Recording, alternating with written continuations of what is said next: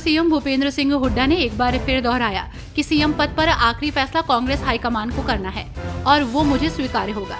लेकिन उन्होंने साथ ही कहा कि वे ना तो रिटायर हुए हैं और ना ही टायर्ड हुए हैं। हरियाणा में कांग्रेस के वरिष्ठ नेता हुड्डा ने कहा कि कांग्रेस को राज्य में भारी जनादेश मिलेगा। लोगों ने ये तय कर लिया है कि अब की बार कांग्रेस की सरकार।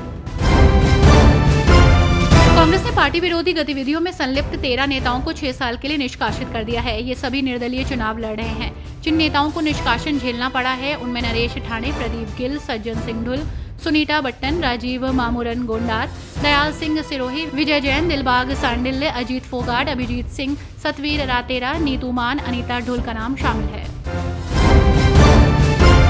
हरियाणा विधानसभा चुनाव के लिए वोटिंग की तारीख जैसे जैसे नजदीक आ रही है, सभी पार्टियां अपनी अपनी जीत का दावा कर रही हैं। अंबाला कैंट से बीजेपी उम्मीदवार अनिल विज ने कहा कि हरियाणा में स्थिति बिल्कुल साफ है। बीजेपी हरियाणा में अपने दम पर सरकार बनाने जा रही है।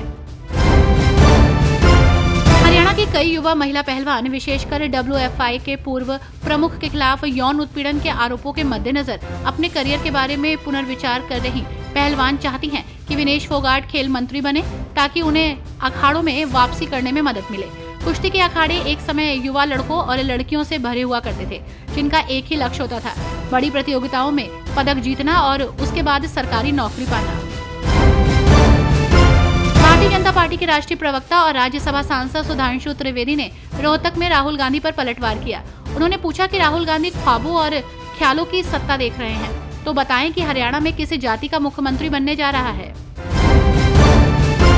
हरियाणा विधानसभा चुनाव के लिए कांग्रेस ने मेगा प्लान तैयार किया है। चुनाव प्रचार के आखिरी हफ्ते में कांग्रेस अपनी पूरी ताकत झोंक देगी। राहुल गांधी हरियाणा विधानसभा हलकों चुनावी रथ यात्रा निकालेंगे। 30 सितंबर से 3 अक्टूबर तक उनकी ये चुनावी रथ यात्रा हरियाणा के ज्यादातर विधानसभा से होकर गुजरेगी।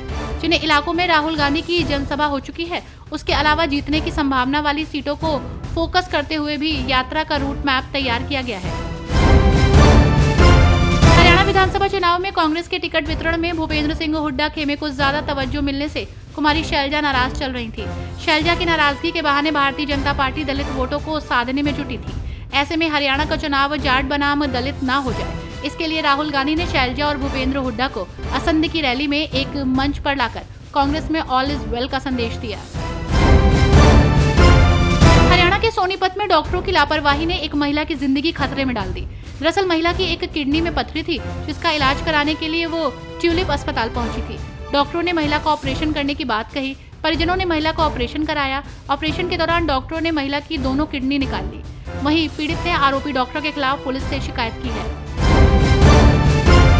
कांग्रेस आलाकमान के मान मनोबल के बाद कुमारी शैलजा की नाराजगी भले ही दूर हो गई हो, लेकिन भूपेंद्र सिंह हुड्डा के लिए उनके तेवर जस के तस है। मंच पर साथ आकर भी उनका रुख वैसा ही रहा। इसके बाद उन्होंने एक इंटरव्यू में कहा कि हरियाणा में सत्ता हासिल होने के बाद सीएम पद का फैसला आलाकमान ही करेगा और ये फैसला सबको मानना पड़ेगा।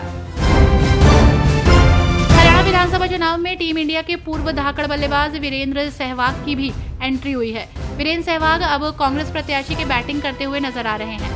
हालांकि सीधे तौर पर वो कांग्रेस प्रत्याशी अनिरुद्ध सिंह के लिए प्रचार में नहीं उतरे हैं, लेकिन सोशल मीडिया के जरिए वीरेंद्र सहवाग ने एक वीडियो शेयर किया है।